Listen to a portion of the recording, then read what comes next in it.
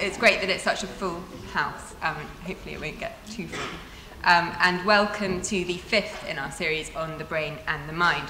For anyone who doesn't know, I'm Lara Feigel. I'm from the English department and the Centre for Humanities and Health here at King's. And together with Lisa Opinionese, author of Mad, Bad and Sad, I've been convening this series in which we've brought together neuroscientists with artists, writers, actors, musicians, seeing if the different disciplines which probe the brain and the mind can speak to each other. And so far, as many people know, the results have been somewhat mixed. We've had speakers accusing each other of being simplistic, bigoted, irrational, and even incapable of passing a GCSE exam. Today's discussion is going to focus on an especially contentious area, which is the question of brain gender. For several hundreds of years, scientists and educationalists have debated the question of whether there are inherent differences in male and female abilities, whether women and men should be educated differently, treated with different expectations, and left to pursue different activities. And in the past 30 or so years, neuroscience has entered this conversation, and the result has been books like Why Men Don't Listen and Women Can't Read Maths, which apparently very usefully includes why women make a mess of parallel parking, which I'm particularly keen on. Why Men Lie and Women Cry, and even Why Men Don't Iron. Of course, our 3 experts today will be far more nuanced in their approach, and we're very lucky to have 3 such distinguished speakers to guide us through the murky terrain of the male and female brain. Melissa Hines is Professor of Psychology at the University of Cambridge, where she directs the Hormones and Behaviour Research Laboratory. She's the author of the book Brain Gender and over 100 articles, and she's past president of the International Academy of Sex Research. Simon Baron-Cohen is Professor of Developmental Psychopathology at the University of Cambridge. He's director of the Autism Research Centre, and he's the author of many books, of which the most relevant for us today is The Essential Difference. He's a fellow of the British Academy and chair of the NICE Guideline Development Group for Autism. Michèle Roberts is a distinguished novelist, poet, and essayist. She's won and been shortlisted for numerous prizes, including the Booker Prize. Her most recent books, which we may refer to today, are a collection of stories about love and sex called Mud, and a novel about the French in the Second World War called Ignorance. So the plan for this evening is that the speakers will talk for 5 minutes each, just introducing their take on brain gender. We'll then watch a 5-minute film, which Poppy sebag-montefiore has made, of Melissa Hines conducting experiments in Cambridge. And I will then direct a discussion between the speakers, and we'll then open up to questions from the floor. So I'd like to welcome Melissa to take the stage.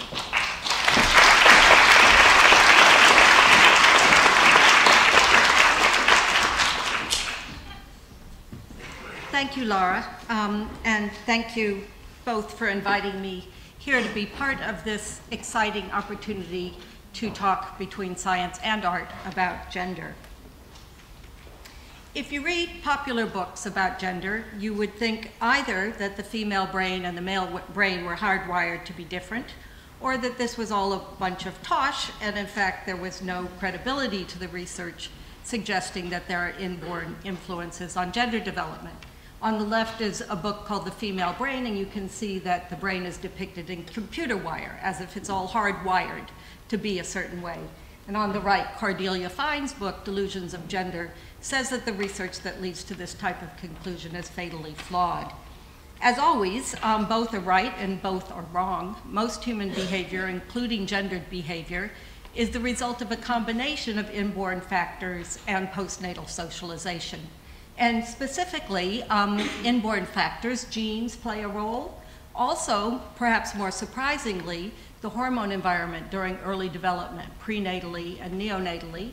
And then after birth, social encouragement. I don't need to tell you much about this. You can just think of what happens when a little boy picks up a doll and starts playing with it. What kind of reaction does he get?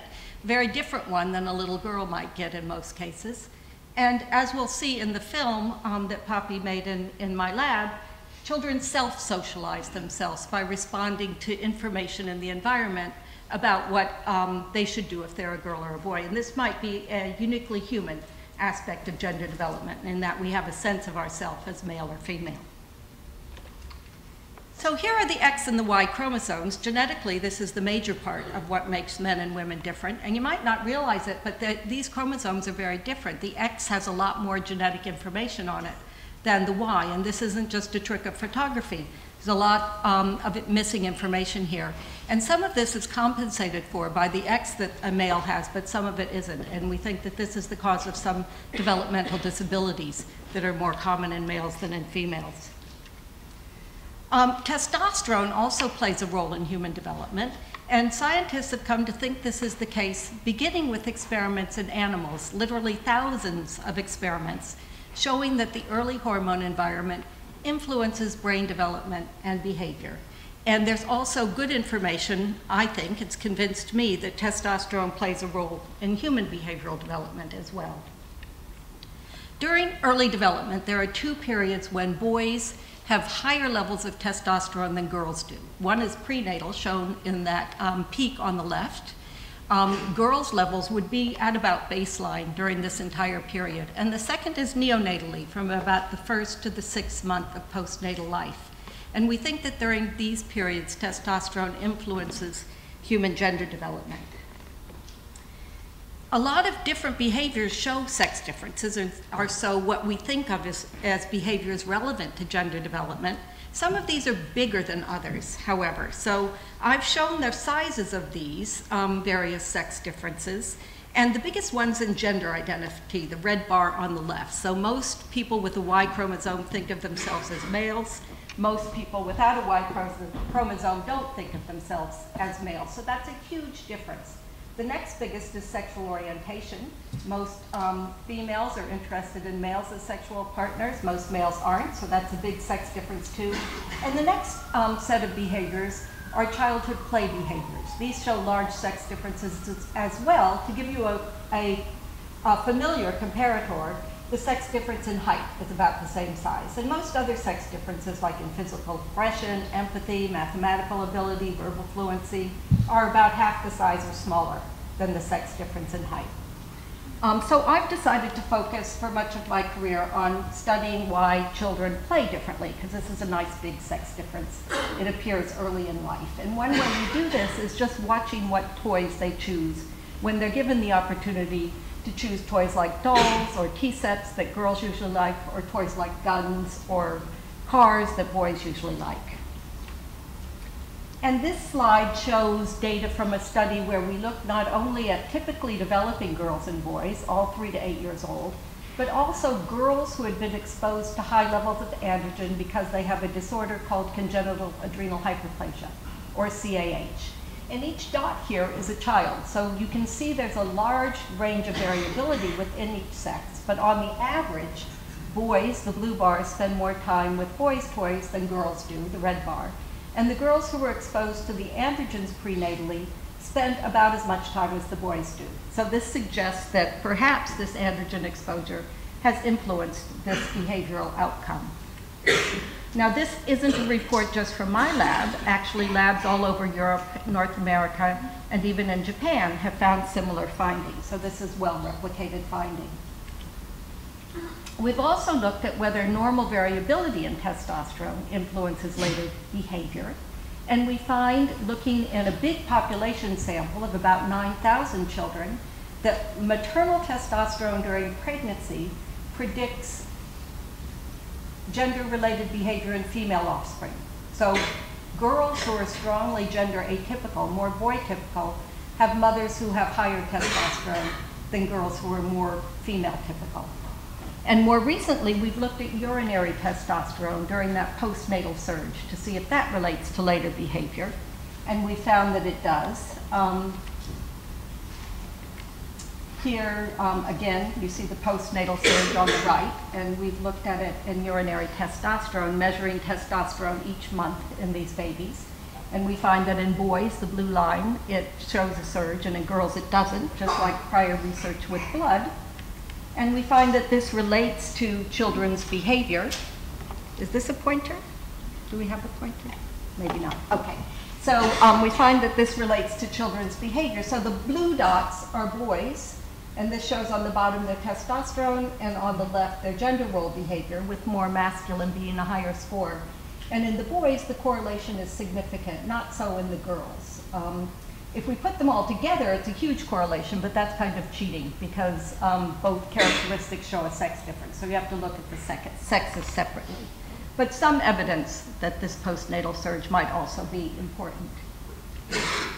We've also looked at whether other species might show sex differences in toy preferences. And in this study, we gave sex-type toys and neutral toys to vervet monkeys. And we found that on the average, the male monkeys did play more with the boys' toys than the females did. And the female monkeys played more with the girls' toys than the males did. And this male monkey seems to be doing what a little boy would do with that car, running it along the ground. And the female monkey is trying to decide if that's a girl or a boy, but she's going to have trouble.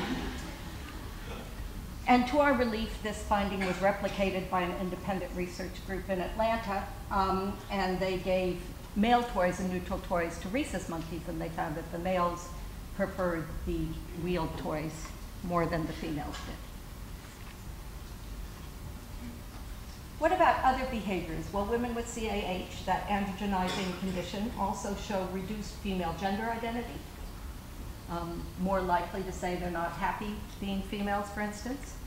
And they also are more likely to be bisexual or not heterosexual than other women are or than men are.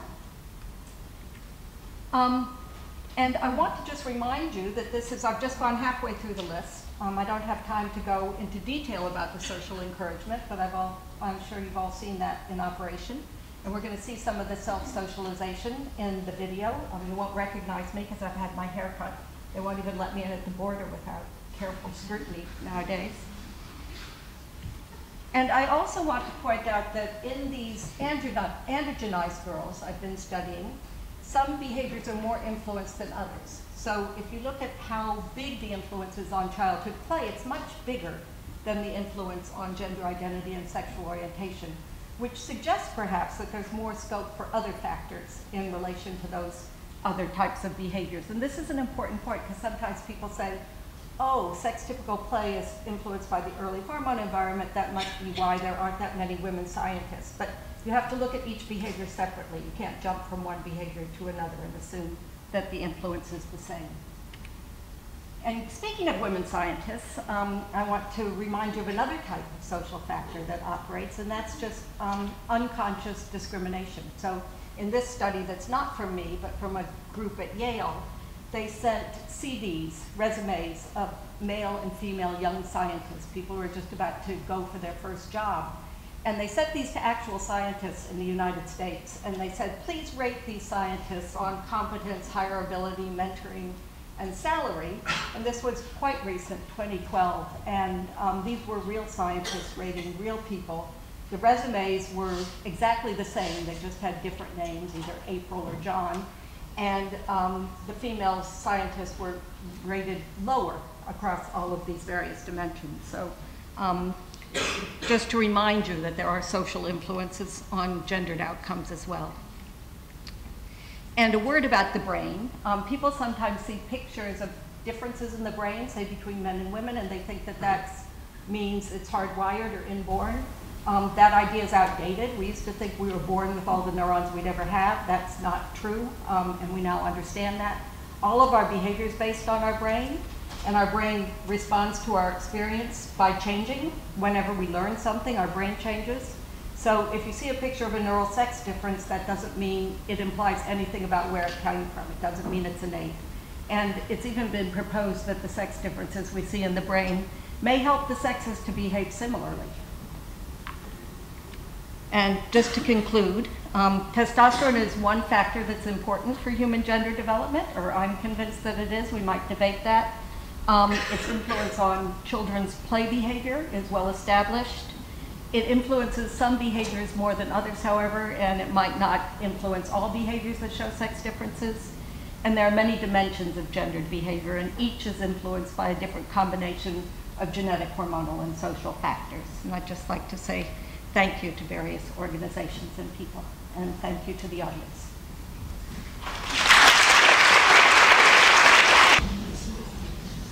So, thank you very much, Melissa, for starting the evening so well, and thank you to the organisers for inviting me to take part. The question that's been driving some of my research is this one: are there sex differences in the brain? But for me, it's linked to a second question, which is about the condition of autism and whether we can think of autism as an extreme of certain male typical traits. It's an idea that goes back to this man, Hans Asperger, who was a pediatrician working in Austria, who suggested that might be the case from his clinical observation. And it's potentially relevant because autism affects boys much more often than girls. Well, in terms of the first question about sex differences in the typical brain, this graph just simply shows you that there are quite clear differences in overall volume. So that's boys in blue and girls in red. And this is total brain volume. And what's plotted is how the brain changes with age. So as well as there being a difference in overall size, there's also a difference in the position of those little arrows, which is indicating when each sex reaches its peak volume. So what you can see is that girls are reaching their peak at an earlier point, meaning that in girls the brain is growing faster. In terms of whether autism might be an extreme form of the male brain, what we see here is a study of brain volume in people with autism, or children with autism, and a control group without autism. And you can see in red that the group with autism do have a larger overall brain volume. This is measured in terms of grey matter. So this is one example of where we might be seeing autism as an extreme of typical male characteristics. Another example would be if we looked at specific structures. So this is the amygdala, which many of you know is a structure in the brain involved in the experience of emotion, but also the perception of emotion in others. And at least in childhood, the amygdala is larger in typical boys than girls, and in autism, it's even larger than typical children. So it's a structure that again fits this idea that maybe autism is an extreme of certain typical male characteristics. Here's another structure, the Planum Temporali. It's a part of the brain that's involved in language. And this time, it's a structure which is larger in girls than boys, just talking about volume of this particular brain region. And in autism, it's even smaller than typical children. So again, it may fit this idea of autism being an extreme of typical male profile. At the behavioural level, or cognitive level, we can also see some sex differences. This is a test of empathy.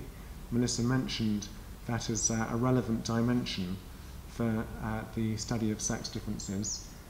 It's a test that we developed to look at quite subtle differences in the adult population, where you have to look at the photo and say what you think the person in the photo is thinking or feeling by picking one of the 4 words. Women score slightly but significantly better than men on average on this test, and adults with autism score even lower than typical individuals, again suggesting that on this dimension they may have an extreme of the male brain. This test is about attention to detail. So can you find the cube hidden in the overall design as quickly as you can? It's a test that psychologists have used for over half a century, finding that on average males are faster than females at finding the target shape, and people with autism are super quick on this kind of test. So the numbers shown here are the average number of seconds it takes to find the target, and in brackets is the standard deviation, or a measure of the variance. So another example where we might be seeing autism as an extreme of the typical male brain. So Melissa raised this question about whether sex differences, when they are found, say anything about their origins. All of the sex differences we've seen so far could have been the result of socialization and postnatal experience. We looked at newborn babies who were 24 hours old and presented them with two objects to look at, a social stimulus, which was a person's face, and a mechanical stimulus, or geometric stimulus. And we filmed the babies for how long they looked at each of these two types of object. What we found was that more girls than boys looked longer at the human face, and more boys than girls looked longer at the geometric design. So there's absolutely no question that postnatal learning is contributing to sex differences. We'll hear more about that later. But this study suggests that over and above the role of postnatal learning, we have to look at prenatal biology as well. And the fact that children with autism, at the earliest point when you can identify them, tend to look longer at geometric designs than at social stimuli, suggests again that at the early points in development, children with autism may be showing an extreme of the typical male profile. I'll just say two words about hormones, because like Melissa, our group has been studying hormones, but in this case what we do is measure the testosterone in the fluid that surrounds the baby, the amniotic fluid, during pregnancy in those women who choose to have amniocentesis. And then we wait for the baby to be born to see if prenatal testosterone has anything to do with later child development. On that test of empathy, where we found sex differences, we found that those children who had higher testosterone prenatally also had more difficulty on reading faces to judge someone else's emotional state 8 years later. So the prenatal hormone is predicting ability on an empathy test, and it also does so on an attention to detail test. So this time, the higher your prenatal testosterone, the quicker and more accurate you are at finding that little triangle hidden in the overall design.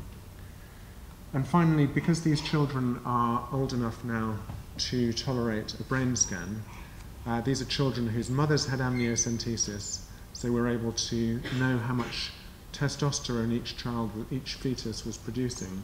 We can ask these children to have a brain scan so we can look at where in the brain is testosterone associated with volume differences. What we find is that one such area is the Planum Temporali, that language area, which is correlated with how much testosterone the child had prenatally. So my conclusions, I hope, are quite moderate, which is to say that postnatal experience is very important, but so is prenatal hormonal environment, particularly the fetal sex steroids, that they seem to be associated with brain development and behaviour, but they interact with postnatal experience. Thank you.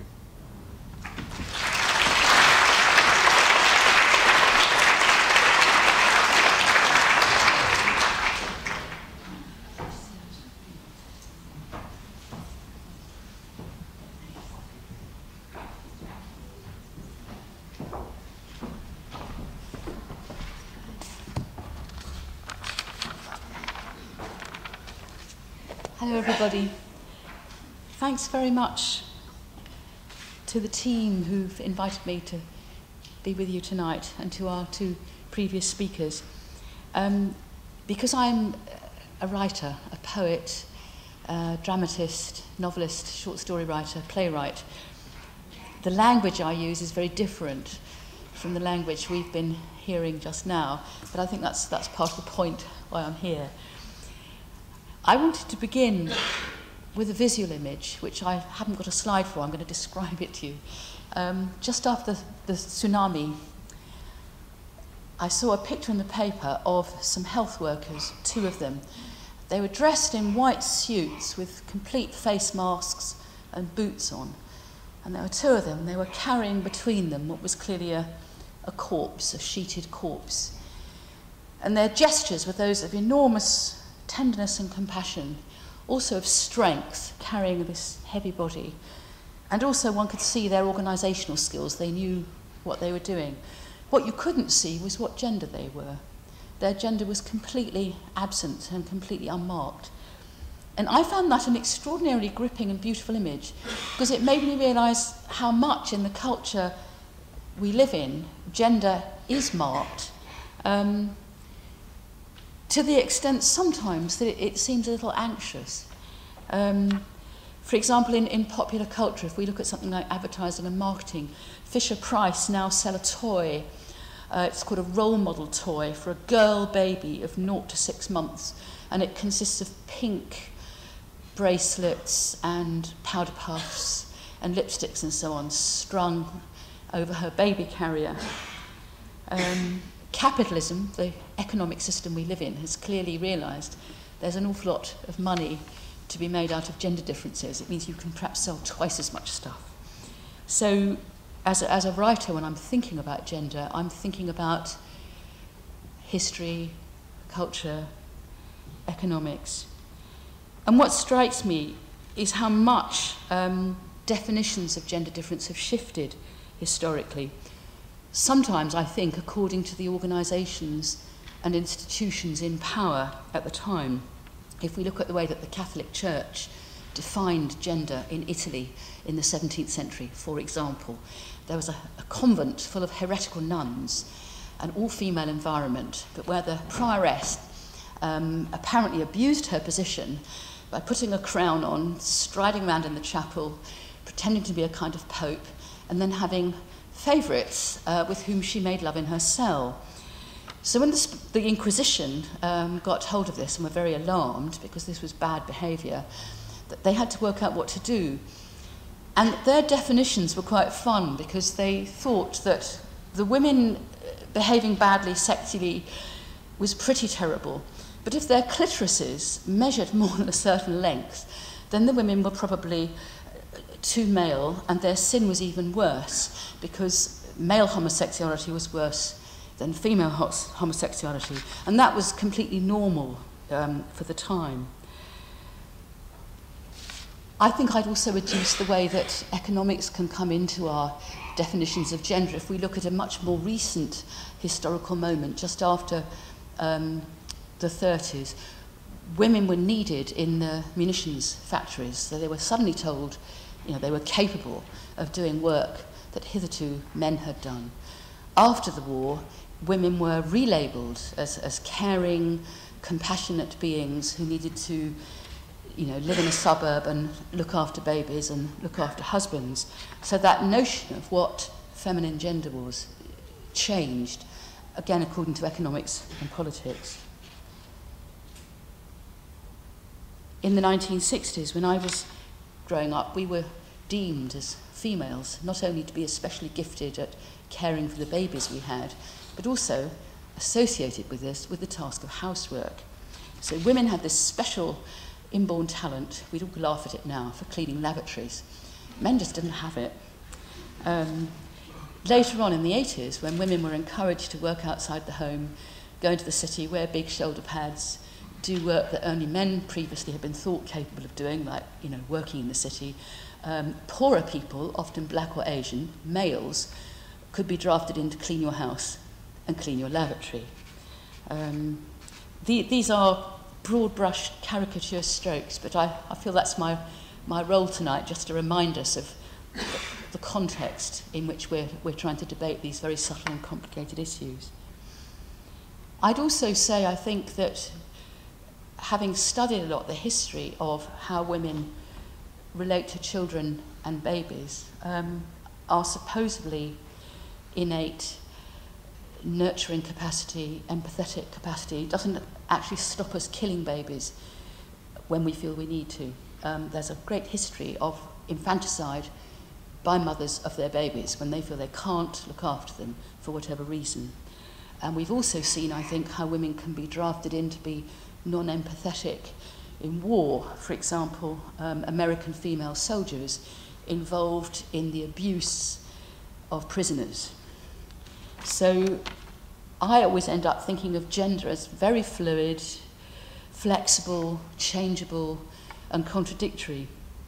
These days, people in cultural studies might call gender a performance, and we could see this literally, as in the case of the current production of the all-female Julius Caesar at the Donmar Warehouse, where Harriet Walter gives an absolutely brilliant display of what it might be to be a woman Brutus, involved in war, in murder and remorse. And her performance doesn't deny whatever femaleness might mean. I felt it somehow enlarged it. It was completely extraordinary and transporting, and I would urge you all to go and see it. Another example of gender as performance might be the very celebrated contemporary ceramicist Grayson Perry, who dresses up in women's clothes to perform one kind of art making and would use his masculine persona for other aspects of it. I think we can also see this transvesticism as a high art form in pantomime, in circus, in burlesque, and also perhaps in how we dress up on Saturday nights or even day by day. So as a novelist, I'm really aware of gender as one of my subjects, and that's because I'm interested in language and form. I've spent my life investigating the word woman, and I'm now getting my teeth into the word man. So I've done, 40 years investigating what woman might mean. I hope I live another 40 to investigate what man might mean, because those are words we can just take for granted that we know what they mean. But when you're a writer, you're trying to avoid cliches and avoid generalizations and look at the specific and the particular. And you might, if you wanted to investigate these crucial, important and lovely words, need to invent new forms in which to do so. So, for example, in my novel published almost 20 years ago, Flesh and Blood, it begins with a narrator who's called Fred, speaking in the first person. And because of various huge dilemmas and crises that occur to Fred, he has to hop backwards in time to some place, eventually outside time, where he decides that he is a she and hops forward again and ends the novel as female. And the novel is about a broken relationship between a young woman and her mother, but it's looking at ways in which we might find refuge in, or places to think about things in, when we think of ourselves as different or as other. And just a second example in my work is a short story I wrote called The Sheets, which, when you read it, you think it's a woman speaking. It's somebody running a B&B in France, and she's apparently madly in love with this visiting male writer, blah, blah, blah. At the end of the story, you realise it's a man speaking, and it's a man loving another man. And I like those jokes, those jeux d'esprit to do with gender, because for me, writing is a form of theatre, I suppose. It's where we can kind of unfix things a bit, where we can play. And I think my definition of art is very, very much to do with playing. When I'm writing, however, that's a practice.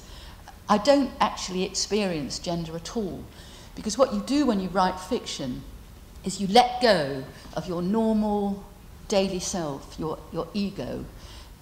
You flow out, and stuff happens, which is to do with language, dancing, with the unconscious coming up and dancing. And you're capturing language and flying about with it and making things with it. Language is very, very material. And finally you come back to earth and you've made something, the day's work. And that's when you become the editing self. And that's when, to be any good as a writer, you've got to use all those parts of the self that can be thought of as not terribly nice. You've got to be really aggressive. You've got to know how to cut your own work and slash it. You've got to be, I think, very, very assertive, very, very sorry.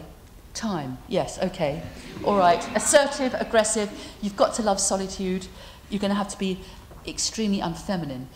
But I think I'm trying to argue that for the writer, the best writers are those who combine qualities from both sexes, from both genders. Thank you.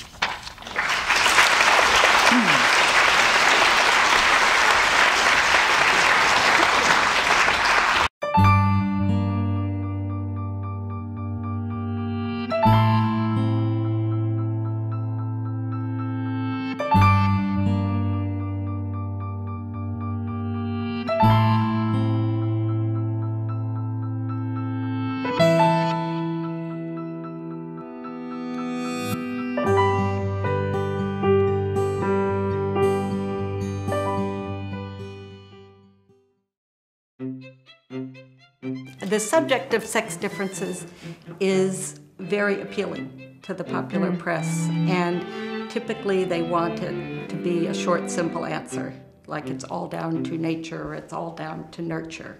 I try to stress that it's not down to one or the other, that it's down to both. And although most people will say that's the case, the reality is that often a scientist is looking at just one part of the puzzle, and they tend to overemphasize the importance of that particular part, and understandably, because that's what they're thinking about all day. Yeah. So what we're trying to do is see how the pieces fit together. So it's generally assumed that people's gender identity leads them to like certain toys, for example, dolls or trucks. But in fact, those preferences precede an individual's gender identity. So children 12 to 24 months old already show these sex-type preferences, but they can't yet say, I am a girl or I am a boy. So we're also investigating the possibility that it can work both ways, that maybe you learn who you are from what you like.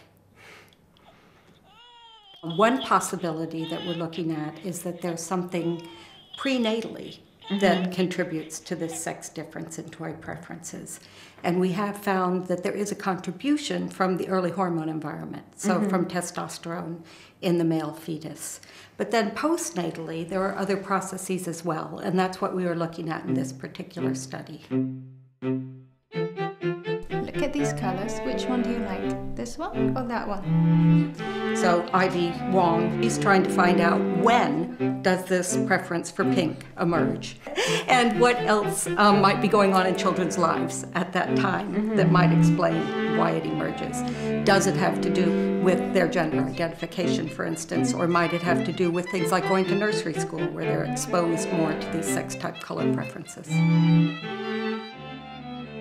How much about being a girl or being a boy does a child at this age understand? So by the age of 2, they will understand I am a girl or I am a boy. Takes several years, though, before they understand that that's not going to change, for instance, as they get older, or if they do things that the other sex does.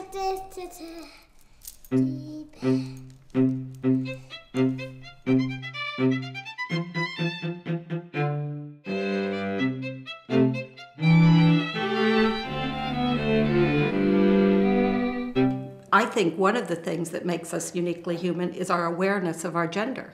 I think we're the only species that identifies with their own gender, and this adds a new mechanism that doesn't happen in other species. So once you know that you're female or know that you're male, then you look around the world and you say, oh, what do other females do? What am I supposed to do if I'm female?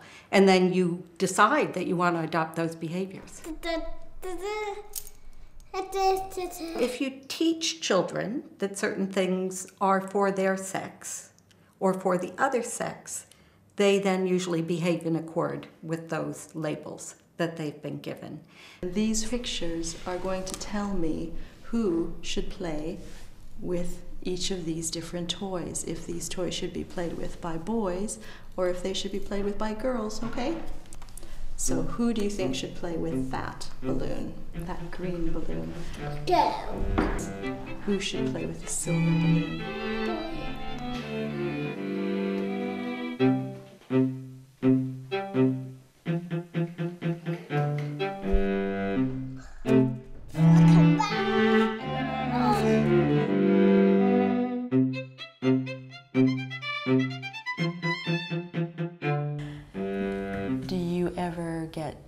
up sometimes and think that maybe you're a boy instead of a girl? No. Okay. These tests are aimed partly at understanding how a person comes to identify with and enjoy being either male or female. And this research, we hope, will be relevant to instances where that doesn't happen. So instances where people feel like they would prefer to be a person of the other gender. If you could pretend to be somebody else, who would you want to be? Princess. A princess. Fantastic.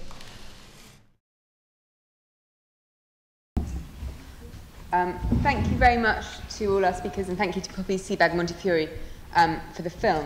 I thought we could start by talking about that question of when gender is known.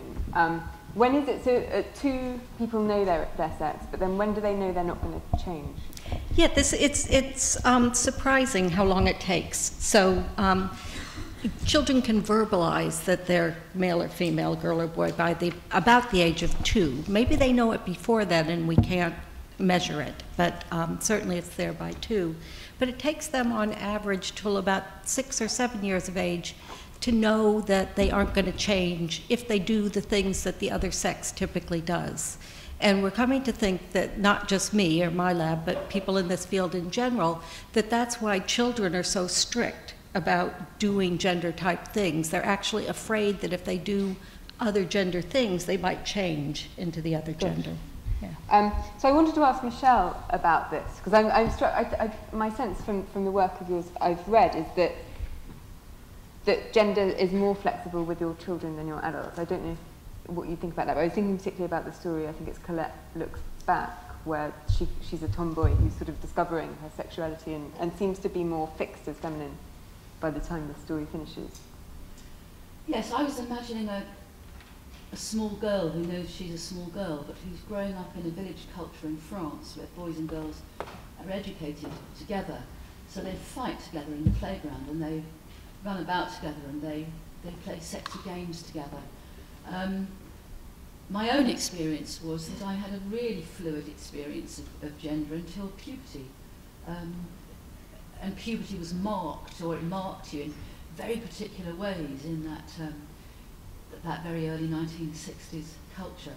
So I suppose that film made me feel quite sad, actually, because here's a little girl already dressed as a little girl. I mean, costumed and coiffured as a little girl. I mean, how can she possibly answer other than as she does?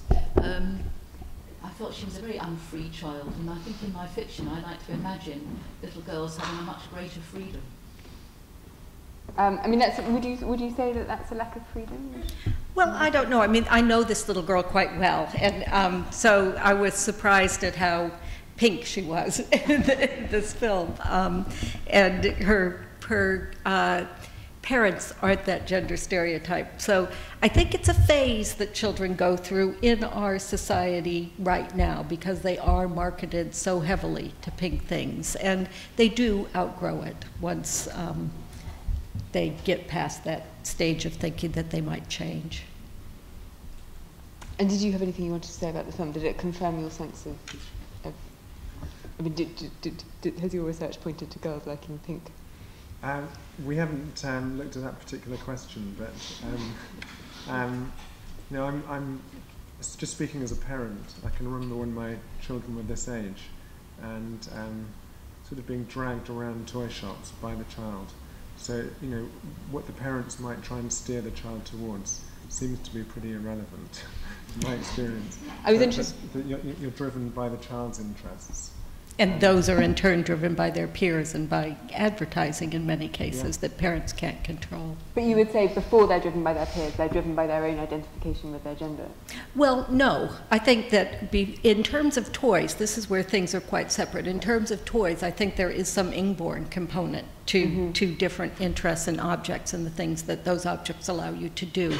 I think pink is quite different, and Ivy Wang Wang, who's in the film, her research suggests that this comes about later, and perhaps as a function of having pink toys, you learn to like pink. And there's a lot of evidence in adults that we learn to like colors by our experiences with them, and this seems to be the same for children too. I grew up in a group of children. There were 4 of us at home, and we had toys in common because it was a rather poor household. So we had Meccano, and we had bricks, and we had dolls. And it was really interesting because we girls were allowed by my dad to love our Meccano and build with it, whereas my brother got punished when I made him a doll because he passionately wanted a doll. So I think there's a cultural component here that we shouldn't lose sight of. Which maybe leads us to the monkeys and their wheeled toys, which is a study that's now been done twice, and it seems, if I'm right, that the evidence is most compelling in terms of the males liking trucks rather than the girls liking dolls. Well, it hasn't been looked at as much with the girls liking dolls, and there's another piece of research on chimpanzees, which a scientist, Richard Wrangham, went through his records of chimpanzees he'd watched in the wild. And he found that the males and females did different things with sticks, so that the males would use hitting motions with the sticks more so than the females, who often would kind of carry the sticks. So again, a different kind of use of objects by sex. So I think there is something there. I'd like to see things replicated more than once, and there just hasn't been enough studies. It's very hard to find animals in sufficient numbers to do the research with. Can I come in on this? Because I think it's a very striking study, your original one, and also I was unaware of the replication. Mm-hmm. But what do you think, given that the wheel was invented, shall we say, at a much later point in evolution compared to these non-human primates, why might male monkeys be interested in the wheel? Yeah, so that's the interesting question. I think, so our brain, for some reason, evolved to respond to testosterone, this suggests, by liking things with wheels, which didn't exist. So there must be something else going on that explains this. So you have to think about what psychologists call the affordances of the toy. What does it allow you to do? And currently we're investigating the possibility that has to do with watching things move in space. But there are other possibilities too. People have said that it allows more active play. I think that's been kind of discredited, however. And Simon, presumably you could link this into your big theory of systematizing and empathizing as male and female characteristics. Yeah, I mean, I don't tend to think in binary terms, in male or female characteristics, just because someone who's male might be typical or atypical for their gender, and the same is true for females. So, I mean, I think what Melissa's work shows in terms of toy choice and play preferences, it's not that boys do one thing and girls do another, it's simply that you're finding a difference on average. And I sort of shy away from sort of thinking about what do boys do or what do men do, and all those book titles that you mentioned at the beginning, just because, you know, when you look at the individual, their gender tells you nothing about what that individual is like, and actually to prejudge the individual on the basis of their sex is discrimination, it is stereotyping.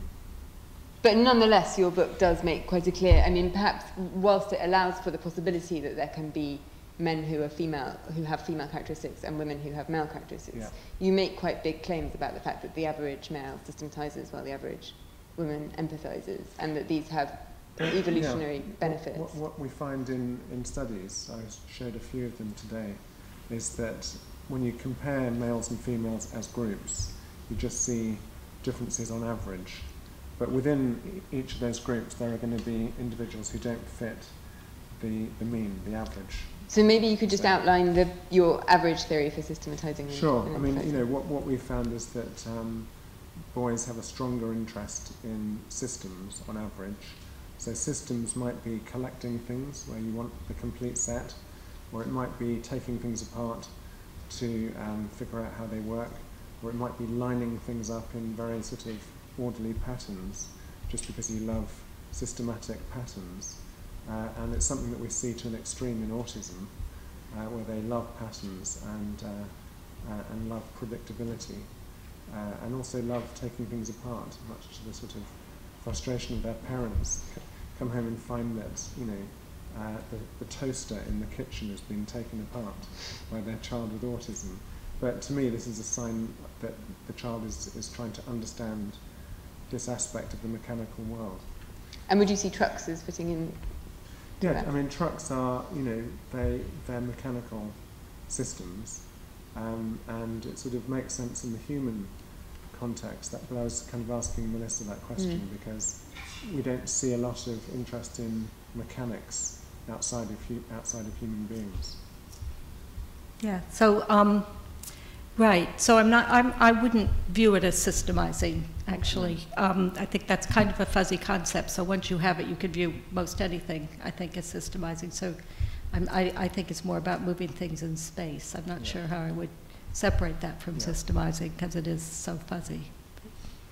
And again, I think if children are living on some sort of a spectrum, certainly as a small child, I, like many of the little girls I knew, really enjoyed killing insects, chopping up things, disemboweling my dolls to see what they were made of. I loved arranging things because I think I knew very young that I wanted to be an artist. So maybe that just meant, you know, I was on one end of the spectrum of how little girls generally are.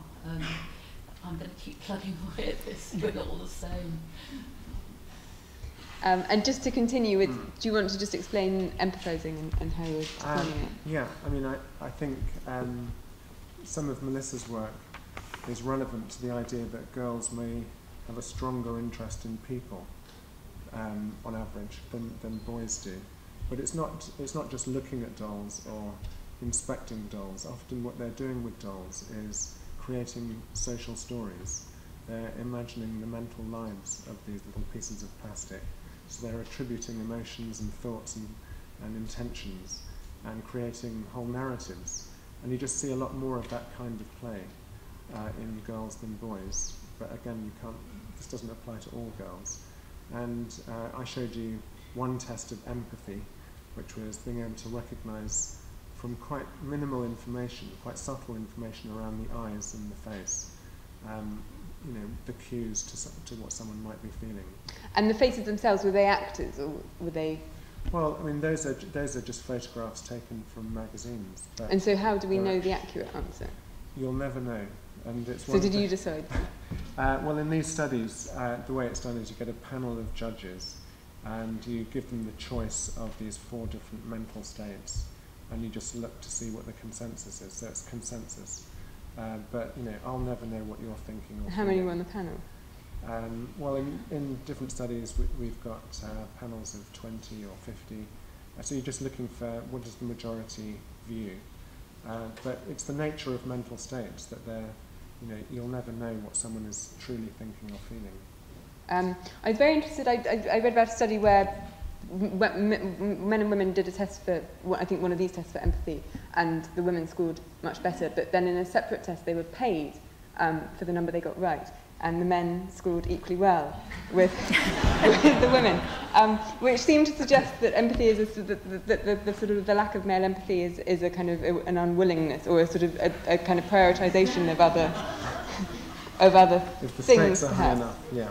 Which was which actually really because Michèle, I think you're going against sort of essentialist views of gender, but I was struck in your story. I know we can't see stories as full insights into minds, but the flaneurs, the character there, Polly, at one moment she's having an affair with a man called William, who is somewhat unempathetic, and at one point you describe her as reading between the lines, scrutinising his invisible ink, deciphering his subtext. And I think there's a sense from reading that story that this is something that women habitually do to keep relationships going, and sort of fits with that study that it's a sort of male lack of bothering rather than an inability. Yes, in that particular story, which has a wonderfully exciting ending, because she actually time travels into the 18th century and turns into the woman working as a sex worker who bothers Dr. Johnson in the Strand, just down the road. It's a great story. It is a great story. But it's about power. What she's done is allow herself to be in the position of the mistress, who is relatively powerless vis-a-vis the married couple. And I suppose a lot of the time, when you're a novelist, I mean, I greatly respect the eminent and distinguished scientists on this panel. I'm learning so much from being here tonight. But, you know, that's not my job. My job is to look at the human psyche. And very often, the human psyche is involved in power plays. I mean, I was very amused, actually, by one of Simon's examples, because if a man reads another man's eyes and he's checking out whether that means kind of danger and I'm about to be attacked, that seems to be like, that's the male brain. But if a woman reads someone's eyes and works out that someone's feeling sad, that's the female brain. And I can't see why a man, you know, that seems to demonstrate a man could be just as empathetic as a woman, but it's being labelled differently. So I think we are partly talking about labelling, which is a human construct, as well as the science of what's going on. Yeah, I mean, I think you're right, Michèle, to take a more fine-grained approach to even reading emotions. It depends which emotion you're looking at. But remember that being able to detect threat and being able to detect if somebody might be aggressive towards you is probably a really ancient skill. And it may have been much more relevant in males than in females, because males do tend to get into physical fights more often. That's at least in social primates, that's often how the hierarchy is established. And women often get sexually aggressed and feel things are quite dodgy walking down streets late at night in the dark. Yeah. And we're absolutely on the qui vive, looking at people's eyes. So I'm only reminding you of that too. Yeah, quite right. Which maybe before we open it to the floor, I was interested to see, I suppose, whether you thought there were questions that, I mean, the point of the series is to see if we can get further by collaborating than by doing our separate things. So I wondered if any of the speakers felt that there were, I suppose the two scientists, that there were sort of questions in your work where you felt like having a sort of a novelist come along and think about gender would further what you were doing, or whether you see them as two separate activities.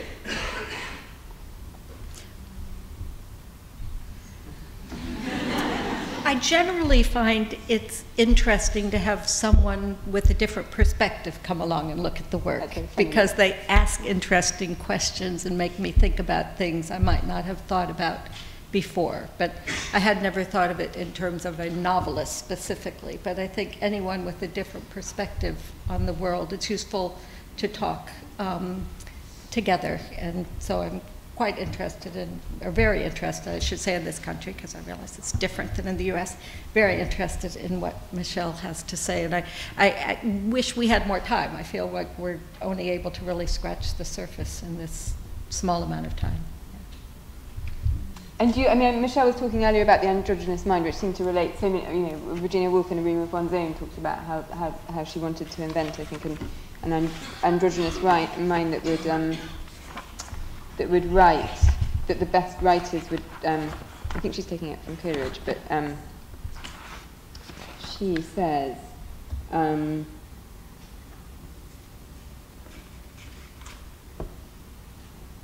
does she say? Perhaps a mind that is purely masculine cannot create any more than a mind that is purely feminine. And then she wondered if we need an androgynous mind that eliminates sex, and complains that her age is peculiarly sex-conscious, which perhaps we could say more clearly today. I mean, do you feel there is that possibility, I suppose, for the androgynous?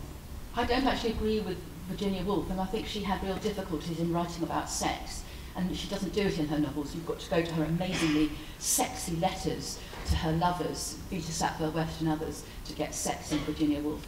I prefer to think of it as a bisexual mind, perhaps, which for me retains elements of activity, and the idea of making love and, you know, a sort of explosive orgasmic meeting of two parts of the self, two parts of the mind, constantly renewed, constantly changing. That's one of my images of creativity. And does that speak to you? But in a way, I mean, so it raises a lot of issues. So at one point in psychological research, people thought that the androgynous mind was the healthy mind, that you were more well-rounded. Now the thinking is it's a bit more nuanced than that, that what happens is if you're sex-typed or not sex-typed, and you're in an environment that disapproves of that, whichever way it is, you're in trouble. So it's again an interaction between the individual and the social setting that the individual is in, rather than just, you know, a kind of androgynous mind is good, non-androgynous is not quite as good. And then the other issue it makes me think of is our whole obsession with labeling us as male or female, too, which, you know, certainly there are people in society who feel they don't fit either of those categories exactly. And so are we moving towards a society where we can accommodate that better? And I think that's something for the future to grapple with. And novelists have grappled with this idea as well, I think. I think we have. We've been doing it for a while. Virginia Woolf did too. Read Orlando. Yeah. And Simon, do you have anything to add to bisexual or androgynous minds? Well, it's just to sort of remind us that you know, male and female minds are not that different. That the way I look at cognitive sex differences is in terms of empathy and systemizing, but you know, they're processes that both genders have, and you know, there may be subtle differences in terms of motivation, as you pointed out, interests. You know, I don't think it's about ability. I think it's more about what we choose to spend time doing, whether we enjoy spending a lot of time on one activity or another. But you know, maybe in different contexts, both men and women actually, you know, give space to these different processes and to a different degree. So, you know, we don't stay still. We're not static sort of individuals. We act differently in different situations and in different contexts. Well, on that happy consensual note, let's open the floor to questions. We've got a roving microphone, which...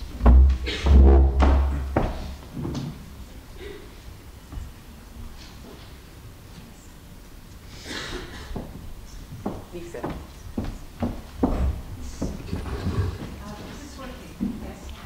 No.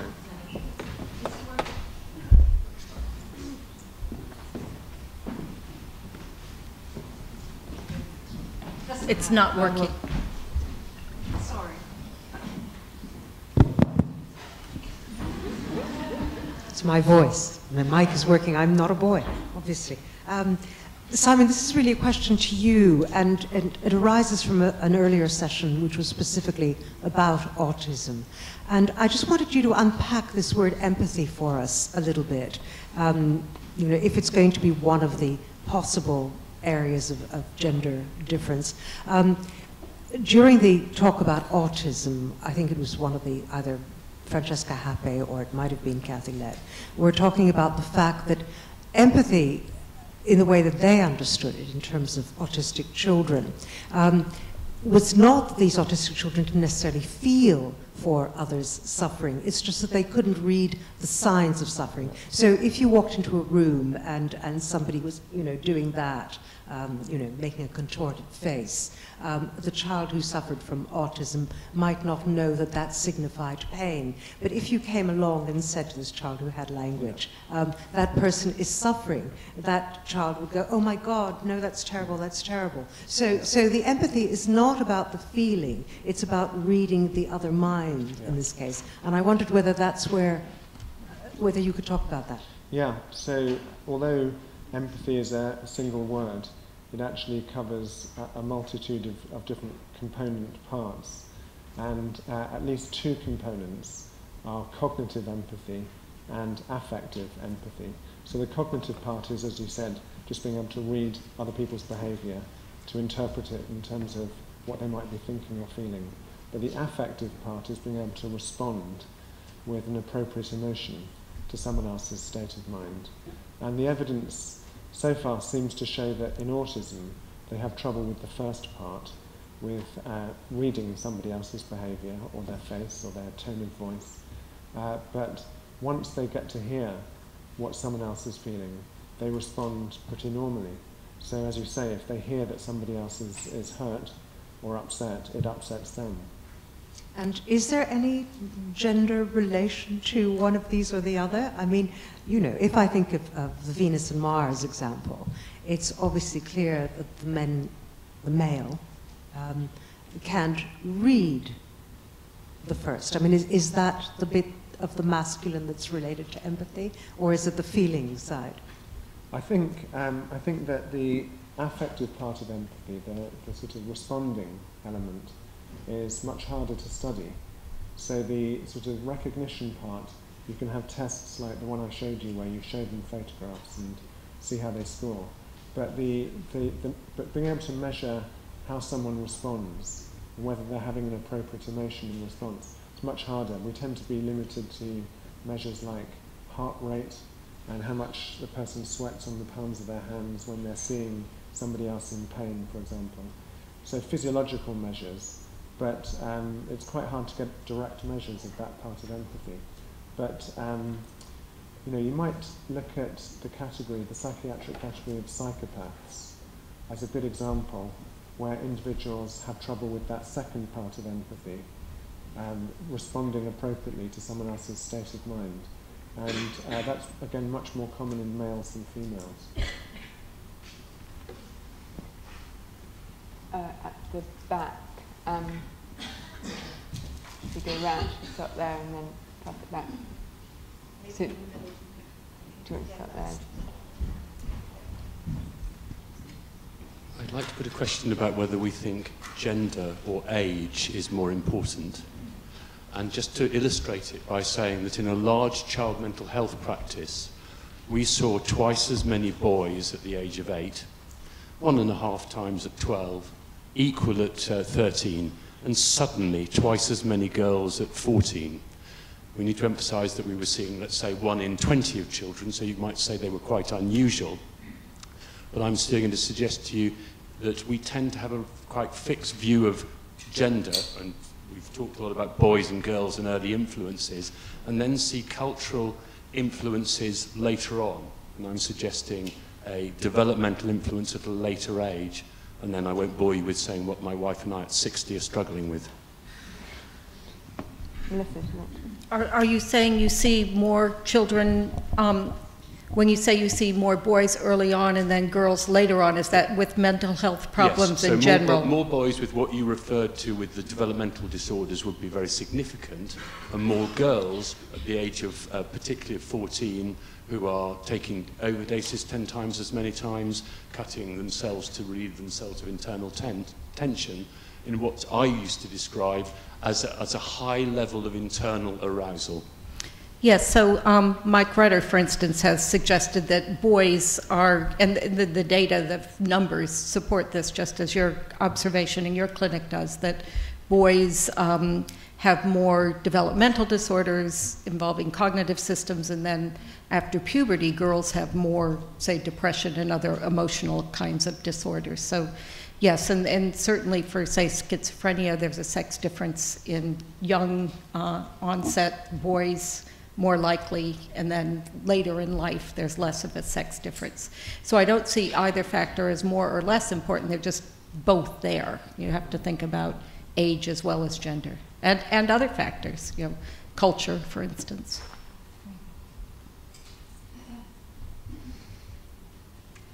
Well, only that I think young women are having a very tough time at the moment. And again, this is a cultural response, in that on the one hand, young women are being told not to whinge about anything. All the women's liberation battles have been won. Young women are having a fantastic time. They can do whatever they want. They can be superpowers, superwomen, etc., etc. On the other hand, I think we still live in a really misogynistic culture in which young women are judged by how beautiful they apparently are or how sexually desirable. There's a very strong porn culture that their boyfriends may be involved with. So I'm not actually surprised that young women are manifesting enormous amounts of distress. But obviously what we need to do is get the young women to talk and listen to what they say. Also, it seems to be quite catching. I mean, you get particular school years with sort of crises across the year in girls' schools and things. It's kind of contagious. Yeah.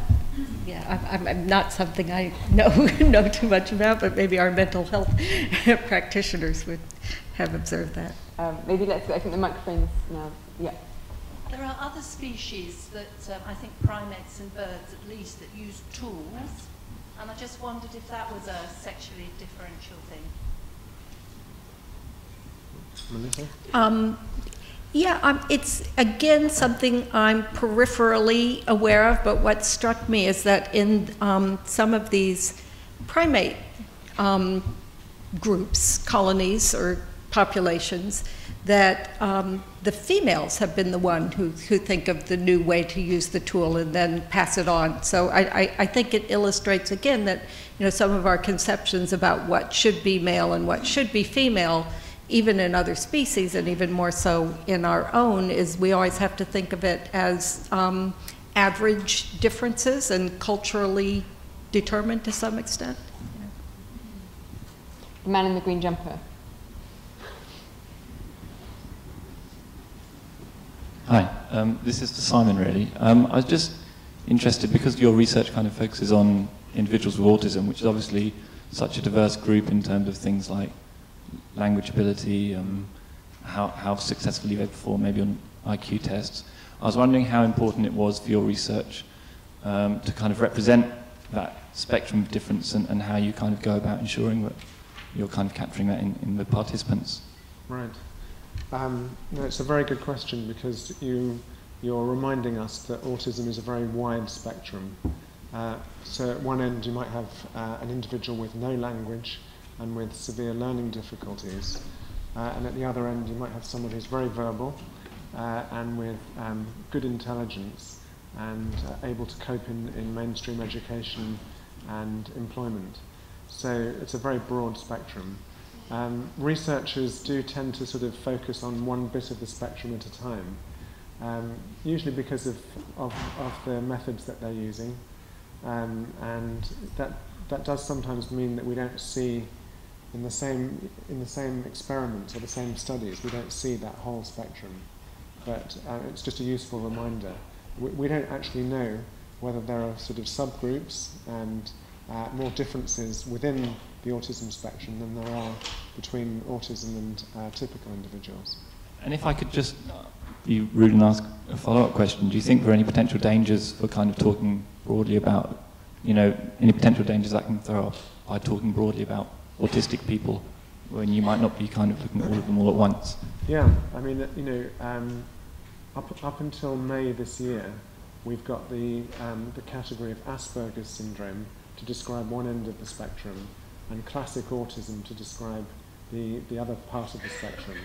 But the plan from the American Psychiatric Association is to simply revert to a single term, which is autism spectrum disorder. That's the terminology. So I think that is that does carry some dangers, that you're putting so many different types of people into one category. Usually in medicine and medical research, you make more progress by identifying subgroups and differentiating. Should we have some more questions? Could the microphone go along to this girl here? Is there anyone in the balcony wanting to ask a question? Just wave if you do, to discriminate.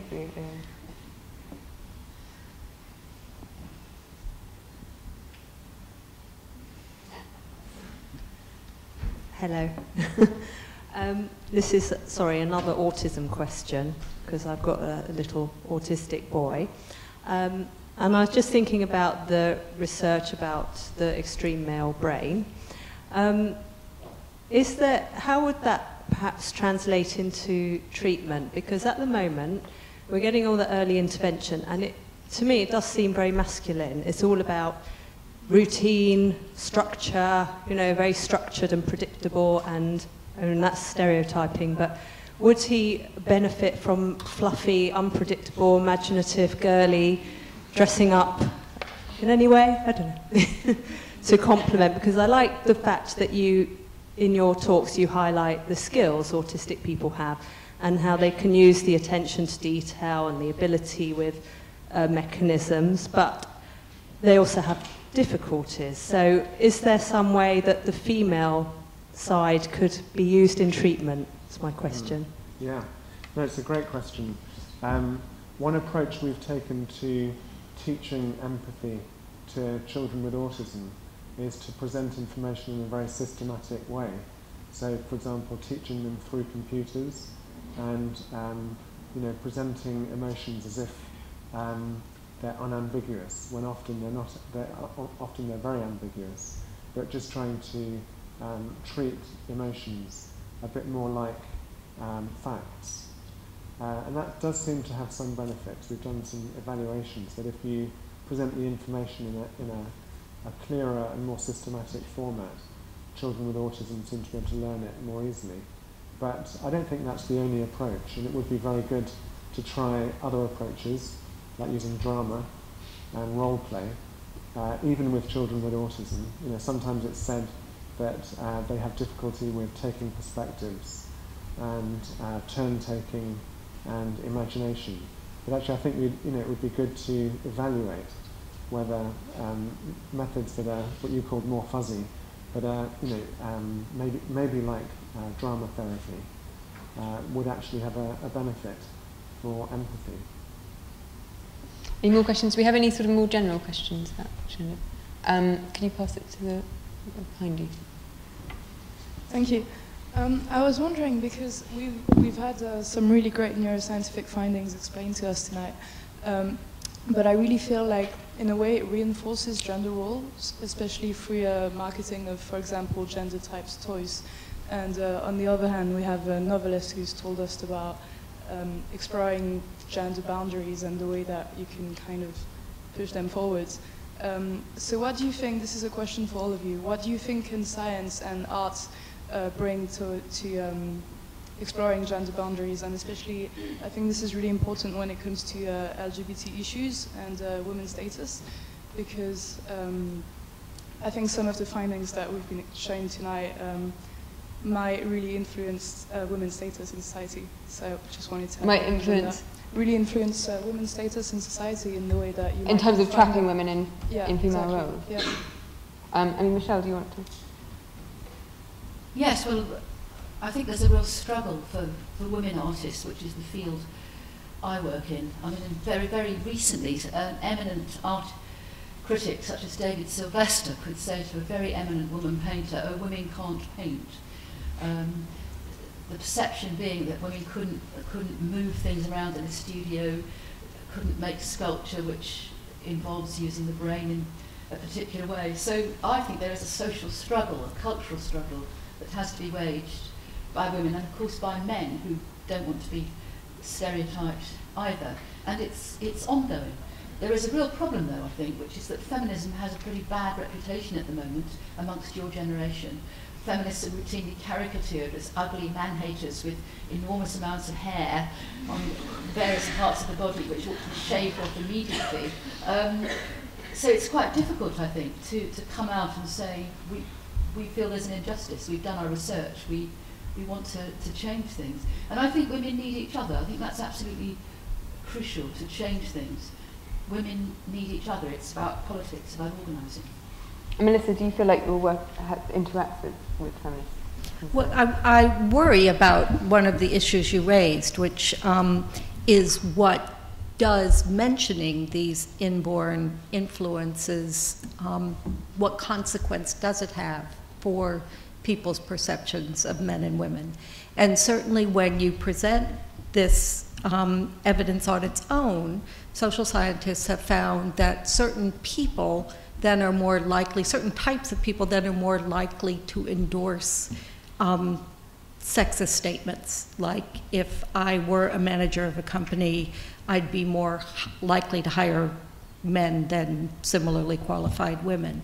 So I think it's important to not present this kind of information without the whole picture. I'm not sure how much presenting the whole picture helps either, but it turns out that the people who take this information and then come to more sexist conclusions are people who are already more sexist. So, and I think this is what happens with these mass market books. This is why you either have a book that says it's all inborn, or you have a book that says it's all socially constructed, because within society there are people who already believe that, and that they will go read those books because it reinforces what they already believe. No one really wants to hear it's a bit of both. That's only about, again, social psychologists have looked at this, only about 15% of the population are going to buy that book, the bit of both book. So I think I take some consolation in that the people who respond to this information by becoming more sexist actually are already more sexist. But we do have to do something about sexism in society, and then perhaps this wouldn't be such a problem. But it is something that I think about, yeah. I think in a way, I mean, to me, the girl in the pink dress test seemed to be exposing that sexism in a sense, and that the finding was that because girls identify with themselves as girls, they like pink because socially they've had pink sort of paraded as the thing that they should like. But the finding is really that girls identify with their gender rather than that girls sort of inherently in some way like pink. So there's a way in which that could be used to say that if we changed what girls identify with when they see themselves as female, then the sort of inbuilt bit would be fine. Well, certainly with the colors. I mean, I think we could make yellow for girls if we wanted to. Yeah, and there is scope for that in other areas as well. Yeah. In literary terms, it's about the cliché, and it's about a very restricted range of images. You know, why are we doing that to girls?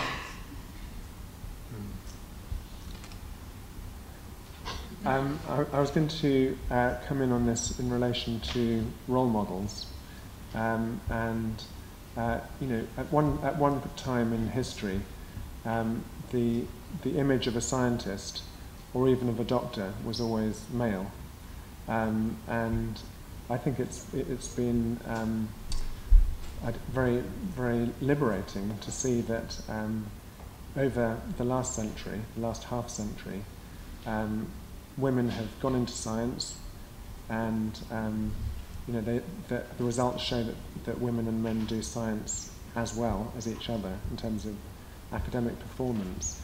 But what I find sort of still a puzzle is why when women choose to study science at university, they're much more often choosing medicine or biology rather than physics or maths or computer science. So I don't think this is, so you know, I think there's, you know, I think the research and the debates that we're having about gender are very important in terms of status and images of both genders. But there are questions that come out as well about how when institutions are opened up, like universities, you have to remember that women weren't always able to go to university, welcome to apply to university. But that once those institutions are opened up, what are they applying to read and to study, and you know, and why? And what kind of childcare is available? It's really hard, I think, to have a life as a woman, as a research scientist, if you're not backed up by really good childcare. At the crucial time in your life when you're getting ahead and joining a really good internationally acclaimed research team, you may be also wanting to have babies. What are you going to do? Yeah. That's not a question, really, that a lot of male scientists have to face. They don't either tend to, in huge numbers as far as I know, stay at home and look after babies. I think that's a real problem for women scientists.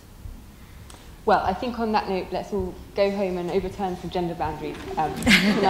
And thank you very much to our three wonderful speakers.